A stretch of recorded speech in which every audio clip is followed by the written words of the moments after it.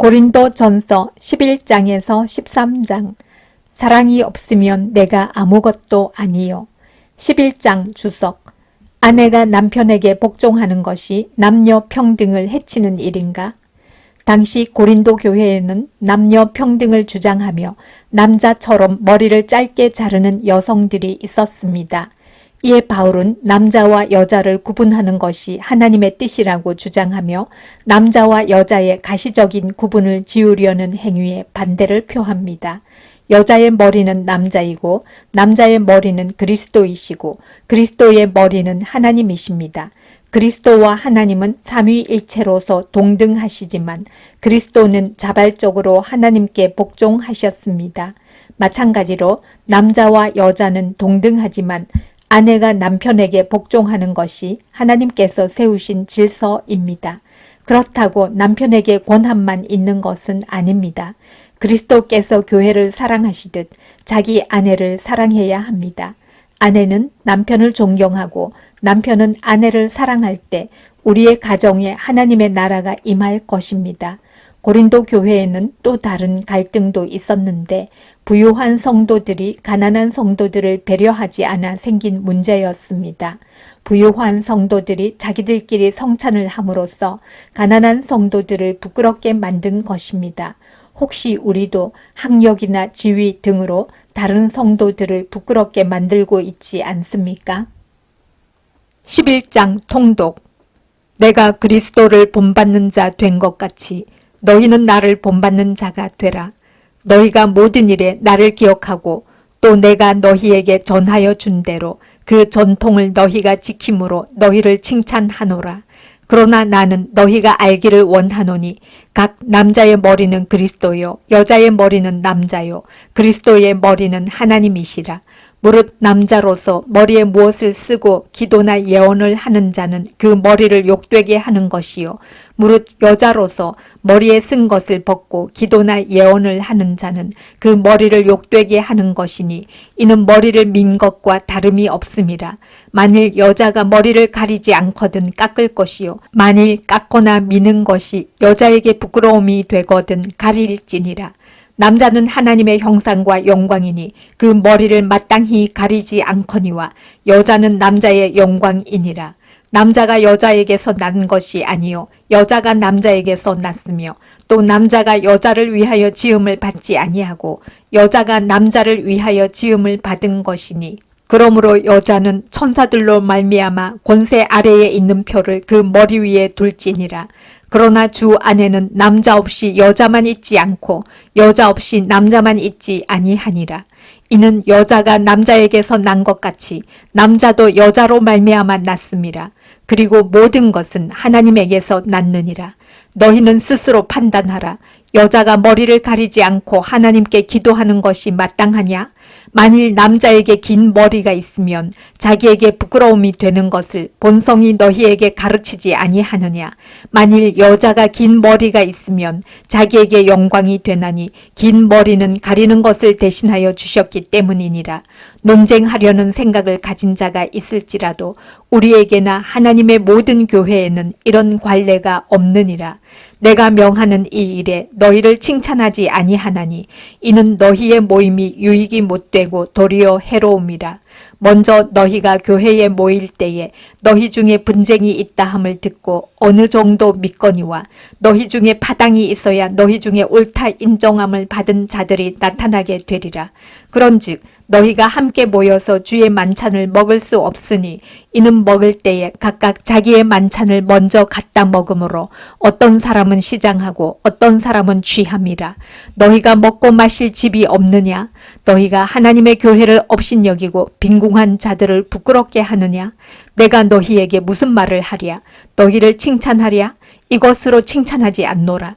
내가 너희에게 전한 것은 주께 받은 것이니 곧 주 예수께서 잡히시던 밤에 떡을 가지사 축사하시고 떼어 이르시되 이것은 너희를 위하는 내 몸이니 이것을 행하여 나를 기념하라 하시고 식후에 또한 그와 같이 잔을 가지시고 이르시되 이 잔은 내 피로 세운 새 언약이니 이것을 행하여 마실 때마다 나를 기념하라 하셨으니 너희가 이 떡을 먹으며 이 잔을 마실 때마다 주의 죽으심을 그가 오실 때까지 전하는 것이니라. 그러므로 누구든지 주의 떡이나 잔을 합당하지 않게 먹고 마시는 자는 주의 몸과 피에 대하여 죄를 짓는 것이니라. 사람이 자기를 살피고 그 후에야 이 떡을 먹고 이 잔을 마실지니 주의 몸을 분별하지 못하고 먹고 마시는 자는 자기의 죄를 먹고 마시는 것이니라. 그러므로 너희 중에 약한 자와 병든 자가 많고 잠자는 자도 적지 아니하니 우리가 우리를 살폈으면 판단을 받지 아니하려니와 우리가 판단을 받는 것은 주께 징계를 받는 것이니 이는 우리로 세상과 함께 정죄함을 받지 않게 하려 하심이라. 그런즉 내 형제들아 먹으러 모일 때에 서로 기다리라. 만일 누구든지 시장하거든 집에서 먹을지니 이는 너희의 모임이 판단받는 모임이 되지 않게 하려 함이라. 그 밖의 일들은 내가 언제든지 갈 때에 바로 잡으리라. 12장 주석. 무아지경이 성령님의 역사일 수 있는가? 당시 고린도 지역의 이방 종교는 무아지경에 빠지는 것을 신령한 것으로 주장했고 고린도 교회의 성도들 중에도 그런 경험을 한 사람들이 있었습니다. 이에 바울은 성령님의 역사와 관련한 바른 기준을 제시합니다. 성령님의 역사는 언제나 예수님을 주라고 인정하는 방향으로 진행됩니다. 또 언제나 교회에 유익이 됩니다. 그러므로 지극히 개인적인 경험이나 교회에 해가 되는 재능은 성령님의 은사가 아닙니다. 그리고 성령님의 은사는 몸의 기능이 각각 다른 것과 같습니다. 한 몸에 심장만 여러 개 있다면 그 몸은 곧 죽게 될 것입니다. 마찬가지로 하나님은 각각의 성도들에게 저마다 다른 은사를 주셨습니다. 그러므로 다른 사람의 은사를 부러워하기보다는 하나님께서 자신에게 주신 은사를 감사하게 생각해야 합니다. 또 그 은사를 통해 교회를 섬기는 데 최선을 다해야 합니다. 12장 통독. 형제들아 신령한 것에 대하여 나는 너희가 알지 못하기를 원하지 아니하노니 너희도 알거니와 너희가 이방인으로 있을 때에 말 못하는 우상에게로 끄는 그대로 끌려갔느니라. 그러므로 내가 너희에게 알리노니 하나님의 영으로 말하는 자는 누구든지 예수를 저주할 자라 하지 아니하고 또 성령으로 아니하고는 누구든지 예수를 주시라 할 수 없느니라. 은사는 여러 가지나 성령은 같고 직분은 여러 가지나 주는 같으며 또 사역은 여러 가지나 모든 것을 모든 사람 가운데서 이루시는 하나님은 같으니 각 사람에게 성령을 나타내심은 유익하게 하려 하심이라. 어떤 사람에게는 성령으로 말미암아 지혜의 말씀을, 어떤 사람에게는 같은 성령을 따라 지식의 말씀을, 다른 사람에게는 같은 성령으로 믿음을, 어떤 사람에게는 한 성령으로 병 고치는 은사를, 어떤 사람에게는 능력 행함을, 어떤 사람에게는 예언함을, 어떤 사람에게는 영들 분별함을, 다른 사람에게는 각종 방언 말함을, 어떤 사람에게는 방언들 통역함을 주시나니 이 모든 일은 같은 한 성령이 행하사 그의 뜻대로 각 사람에게 나누어 주시는 것이니라. 몸은 하나인데 많은 지체가 있고 몸의 지체가 많으나 한 몸인과 같이 그리스도도 그러하니라. 우리가 유대인이나 헬라인이나 종이나 자유인이나 다 한 성령으로 세례를 받아 한 몸이 되었고 또 다 한 성령을 마시게 하셨느니라. 몸은 한 지체뿐만 아니요 여럿이니 만일 발이 이르되 나는 손이 아니니 몸에 붙지 아니하였다 할지라도 이로써 몸에 붙지 아니한 것이 아니요 또 귀가 이르되 나는 눈이 아니니 몸에 붙지 아니하였다 할지라도 이로써 몸에 붙지 아니한 것이 아니니 만일 온 몸이 눈이면 듣는 곳은 어디며 온 몸이 듣는 곳이면 냄새 맡는 곳은 어디냐. 그러나 이제 하나님이 그 원하시는 대로 지체를 각각 몸에 두셨으니 만일 다 한 지체뿐이면 몸은 어디냐. 이제 지체는 많으나 몸은 하나라.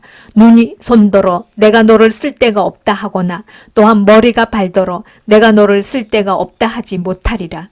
그뿐 아니라 더 약하게 보이는 몸의 지체가 도리어 요긴하고 우리가 몸에 덜 귀히 여기는 그것들을 더욱 귀한 것으로 입혀주며 우리의 아름답 아름답지 못한 지체는 더욱 아름다운 것을 얻느니라.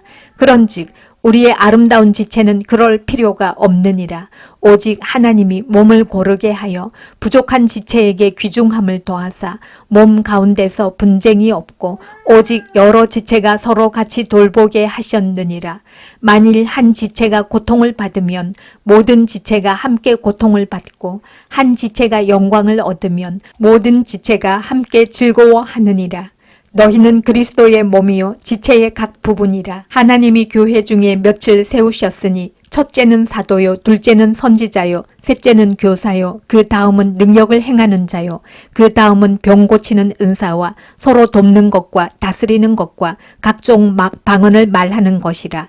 다 사도이겠느냐, 다 선지자이겠느냐, 다 교사이겠느냐, 다 능력을 행하는 자이겠느냐, 다 병 고치는 은사를 가진 자이겠느냐, 다 방언을 말하는 자이겠느냐, 다 통역하는 자이겠느냐. 너희는 더욱 큰 은사를 사모하라. 내가 또한 가장 좋은 길을 너희에게 보이리라. 13장 추석. 은사는 무엇을 이루기 위한 도구인가? 12장에서 성도의 은사를 설명한 바울은 13장에서 사랑을 설명합니다. 여기서 사랑은 새로운 은사가 아니라 하나님께서 은사를 주신 목적입니다. 하나님께서 우리에게 주신 은사는 하나님을 사랑하는 도구이고 이웃을 사랑하는 도구입니다. 그러므로 자신의 은사를 자랑하거나 다른 사람의 은사를 시기해선 안 됩니다. 특이한 점은 바울이 사랑을 15개의 동사로 설명하고 있다는 점입니다. 사랑이 추상적인 감정이 아니라 구체적인 행동임을 뜻합니다. 마음으로만 사랑하는 것은 연민입니다. 사랑은 반드시 행동으로 증명되어야 합니다. 13장 통독. 내가 사람의 방언과 천사의 말을 할지라도 사랑이 없으면 소리나는 구리와 울리는 꽹과리가 되고 내가 예언하는 능력이 있어 모든 비밀과 모든 지식을 알고 또 산을 옮길 만한 모든 믿음이 있을지라도 사랑이 없으면 내가 아무것도 아니요 내가 내게 있는 모든 것으로 구제하고 또 내 몸을 불사르게 내줄지라도 사랑이 없으면 내게 아무 유익이 없느니라. 사랑은 오래 참고 사랑은 온유하며 시기하지 아니하며 사랑은 자랑하지 아니하며 교만하지 아니하며 무례히 행하지 아니하며 자기의 유익을 구하지 아니하며 성내지 아니하며 악한 것을 생각하지 아니하며 불의를 기뻐하지 아니하며 진리와 함께 기뻐하고 모든 것을 참으며 모든 것을 믿으며 모든 것을 바라며 모든 것을 견디느니라. 사랑은 언제까지나 떨어지지 아니하되 예언도 패하고 방언도 그치고 지식도 패하리라. 우리는 부분적으로 알고 부분적으로 예언하니 온전한 것이 올 때에는 부분적으로 하던 것이 패하리라. 내가 어렸을 때에는 말하는 것이 어린아이와 같고 깨닫는 것이 어린아이와 같고 생각하는 것이 어린아이와 같아가 장성한 사람이 되어서는 어린아이의 일을 버렸노라.